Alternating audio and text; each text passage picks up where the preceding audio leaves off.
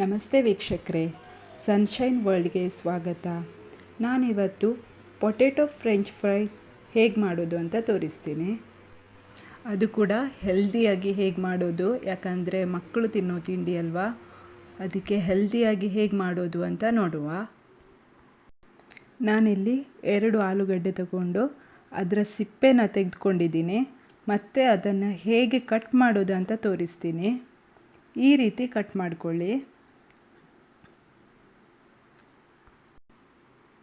ಈ ರೀತಿ ಕಟ್ ಮಾಡಿ ಇಟ್ಕೊಂಡ್ಮೇಲೆ ಮತ್ತೆ ಅದನ್ನು ಉದ್ದವಾಗಿ ಕಟ್ ಮಾಡಿ ಇಟ್ಕೊಳ್ಳಿ.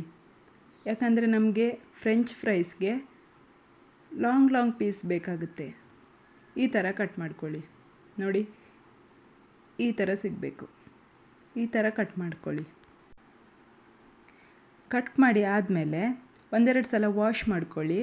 ವಾಶ್ ಮಾಡ್ಕೊಂಡ್ಮೇಲೆ ಅದನ್ನು ಒಂದು ಟಿಶ್ಯೂ ಪೇಪರ್ ಮೇಲೆ ಇಡಿ, ಯಾಕಂದರೆ ಆ ನೀರೆಲ್ಲ ಹೋಗಬೇಕು. ಗ್ಯಾಸ್ ಮೇಲೆ ಒಂದು ಬಾಣಲೆ ಇಟ್ಟು ಅದಕ್ಕೆ ಸ್ವಲ್ಪ ಎಣ್ಣೆ ಹಾಕ್ಕೊಳ್ಳಿ. ಇವಾಗ ಈ ಎಣ್ಣೆ ತೆಂಗಿನ ಎಣ್ಣೆ ಹಾಕ್ಕೊಳ್ತಾ ಇದ್ದೀನಿ ನಾನು.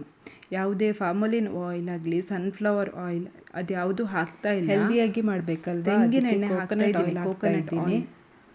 ಕೋಕೋನಟ್ ಆಯಿಲ್ ಆರೋಗ್ಯಕ್ಕೂ ಒಳ್ಳೆಯದು. ಇವಾಗ ಎಣ್ಣೆ ಬಿಸಿ ಆದಮೇಲೆ ಒಂದೊಂದೇ ಪೀಸ್ ಹಾಕ್ಕೊಳ್ತಾ ಇದ್ದೀನಿ. ಪೊಟೆಟೊ ಪೀಸನ್ನು ಒಂದೊಂದಾಗಿ ಹಾಕ್ಕೊಳ್ತಾ ಇದ್ದೀನಿ. ನೋಡಿ, ನೊರೆ ಬರ್ತಾ ಇದೆ. ಅದು ತೆಂಗಿನೆಣ್ಣೆ ಹಾಕಿರೋದಕ್ಕೆ ಹಾಗೆ ನೊರೆ ಬರೋದು. ನಿಮಗೆ ತೆಂಗಿನೆಣ್ಣೆ ಇಷ್ಟ ಇಲ್ಲ ಅಂದರೆ ನೀವು ಬೇರೆ ಆಯಿಲಲ್ಲಿ ಕೂಡ ಫ್ರೈ ಮಾಡ್ಕೊಳ್ಬೋದು.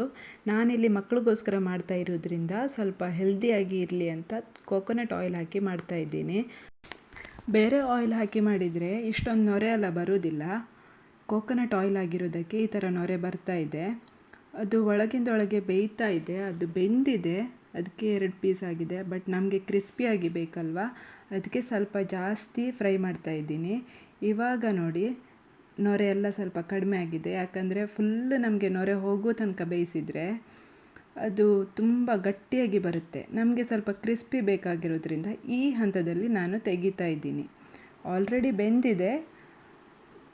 ಮತ್ತು ನಾವು ಈ ನೊರೆ ಹೋಗೋ ತನಕ ತುಂಬಕ್ಕಾದರೆ ಅದು ಗಟ್ಟಿ ಬರುತ್ತಂತ ನಾನು ತೆಗಿತಾ ಇದ್ದೀನಿ. ನೋಡಿ, ಇಷ್ಟು ಬೆಂದರೆ ಸಾಕು. ನಮಗೆ ಇಷ್ಟು ಬೆಂದರೆ ಸಾಕು. ನಾನಿಲ್ಲಿ ತೆಗೆದುಕೊಳ್ತಾ ಇದ್ದೀನಿ. ಇದನ್ನು ತೆಗೆದು ಒಂದು ಪ್ಲೇಟಿಗೆ ಹಾಕ್ಕೊಳ್ತಾ ಇದ್ದೀನಿ. ನೋಡಿ, ಈ ಹಂತದಲ್ಲಿ ನಾನು ತೆಗಿತಾ ಇದ್ದೀನಿ. ಇಷ್ಟು ಬೆಂದರೆ ಪರ್ಫೆಕ್ಟ್. ಯಾಕಂದರೆ ಇದು ಕ್ರಿಸ್ಪಿ ಆಗಿರುತ್ತೆ. ಮತ್ತು ಇದಕ್ಕಿಂತ ಜಾಸ್ತಿ ಬೆಂದರೆ ಗಟ್ಟಿಯಾಗಿರುತ್ತೆ. ನೋಡಿ, ನೊರೆ ಎಲ್ಲ ಹೋಗಿದೆ.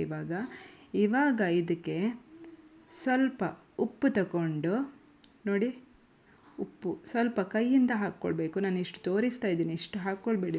ಇದು 2 ಪೊಟೆಟೊ ಇರೋದ್ರಿಂದ ಇಷ್ಟು ಉಪ್ಪು ಬೇಕಾಗಿಲ್ಲ. ನಾನು ಕೈಯಲ್ಲೇ ಸ್ಪ್ರಿಂಕಲ್ ಮಾಡ್ತಾ ಇದ್ದೀನಿ.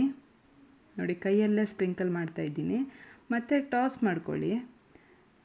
ನನಗಿಲ್ಲಿ ಮೊಬೈಲ್ ಒಂದು ಕೈಯಲ್ಲಿರೋದ್ರಿಂದ ನಾನು ಕೈಯಲ್ಲೇ ಮಿಕ್ಸ್ ಮಾಡ್ತಾ ಇದ್ದೀನಿ. ನೋಡಿ, ಈ ಥರ ಮಿಕ್ಸ್ ಮಾಡ್ಕೊಳ್ಳಿ. ಈ ಥರ ಸ್ಪ್ರಿಂಕಲ್ ಮಾಡಿಕೊಂಡು ತುಂಬ ಹಾಕಬೇಡಿ, ಬೇಕಾಗುವಷ್ಟು ಮಾತ್ರ ಹಾಕ್ಕೊಳ್ಳಿ. ಬೇಕಾದರೆ ನೀವು ಚಿಲ್ಲಿ ಫ್ಲೇಕ್ಸ್ ಕೂಡ ಹಾಕ್ಬೋದು. ನನ್ನ ಮಕ್ಕಳು ತುಂಬ ಚಿಕ್ಕವರು, ಅದಕ್ಕೋಸ್ಕರ ನಾನು ಚಿಲ್ಲಿ ಫ್ಲೇಕ್ಸ್ ಎಲ್ಲ ಏನೂ ಹಾಕ್ತಾ ಇಲ್ಲ. ಇದನ್ನು ನಾನು ಪಿಜ್ಜಾ ಸಾಸ್ ಜೊತೆ ಸರ್ವ್ ಮಾಡ್ತಾಯಿದ್ದೀನಿ. ನಾನೊಂದು ಬೇರೆ ಪ್ಲೇಟಿಗೆ ಹಾಕ್ಕೊಂಡಿದ್ದೀನಿ. ನೀವು ಟೊಮೆಟೊ ಕೆಚಪ್ ಜೊತೆ ಕೂಡ ಸರ್ವ್ ಮಾಡ್ಕೊಳ್ಬೋದು. ವಿಡಿಯೋ ಇಷ್ಟ ಆದರೆ ವಿಡಿಯೋಗೊಂದು ಲೈಕ್ ಕೊಡಿ, ಶೇರ್ ಮಾಡಿ ಮತ್ತು ಸಬ್ಸ್ಕ್ರೈಬ್ ಮಾಡಿ. Thank you.